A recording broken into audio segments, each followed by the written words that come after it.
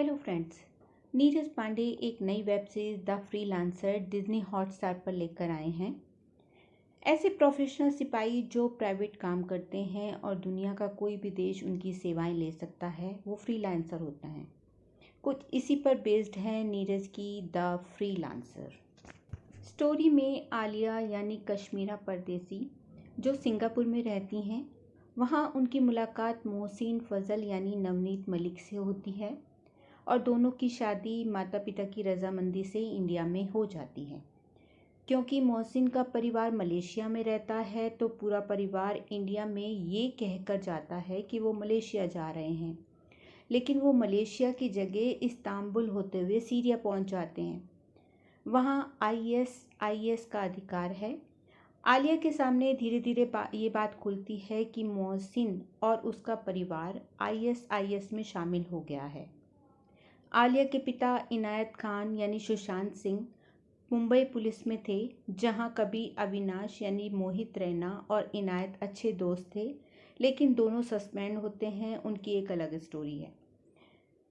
इनायत खान को जब अपनी बेटी की काफ़ी दिनों तक कोई खबर नहीं मिलती, तो वो सब जगह इसके लिए जाते हैं, लेकिन उनकी कोई सुनवाई नहीं होती और फिर वो लाइमलाइट वाला सुसाइड अटेम्प्ट करते हैं, जिसे देखकर अविनाश कामत इंडिया आते हैं और अपने दोस्त की बेटी को सीरिया से बचा कर लाने की जिम्मेदारी लेते हैं, क्योंकि उन्होंने कभी अपने दोस्त से आलिया का ध्यान रखने का वादा किया था।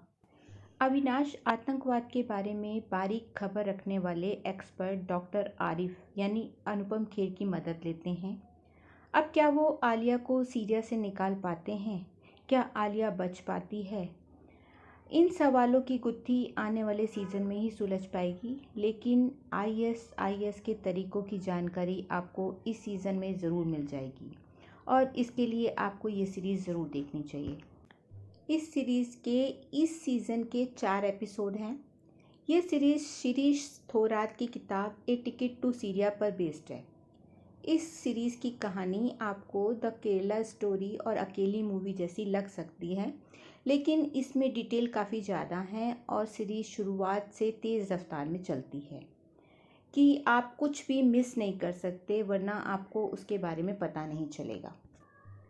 नीरज पांडे का डायरेक्शन अच्छा है। एक्टिंग की बात करें तो मेन फ्रीलांसर मोहित रैना है, जो कि मुंबई पुलिस में ऑर्डिनरी अफसर के बाद कुछ सरकमफ्रांसिस के कारण उन्हें लंदन जाकर स्पेशल ट्रेनिंग लेते हैं और अब दुनिया के सबसे खतरनाक सैनिकों में से एक हैं और पैसे के लिए काम करते हैं।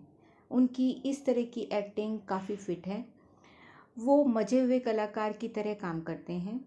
कश्मीरा परदेसी क्यूट हैं और उनकी एक्टिंग भी अच्छी है।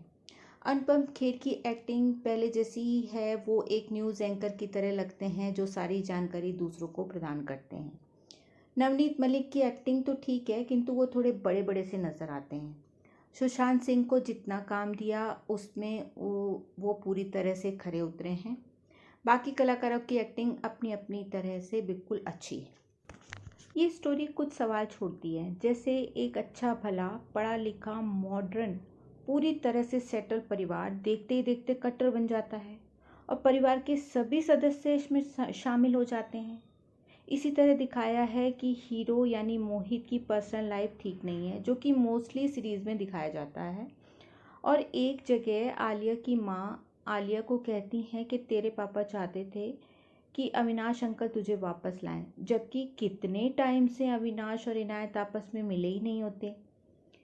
कई चीज़ों की डिटेल देने के चक्कर में छोटी छोटी बातों पर ध्यान नहीं दिया गया है। बीच में कुछ कन्वर्सेशन इंग्लिश में होती है जिसे हिंदी में ट्रांसलेट नहीं किया गया, जो कुछ लोगों को अखर सकती है। ओवरऑल थ्रिल और मिशन वाली स्टोरी को अच्छे से प्रेजेंट किया गया है। एक नए जॉब सैनिक फ्रीलांसर या पुलिस फ्रीलांसर की स्टोरी अच्छी है, जो तेज़ है, फुर्तीला है और किसी भी मिशन को हैंडल करने में समर्थ है।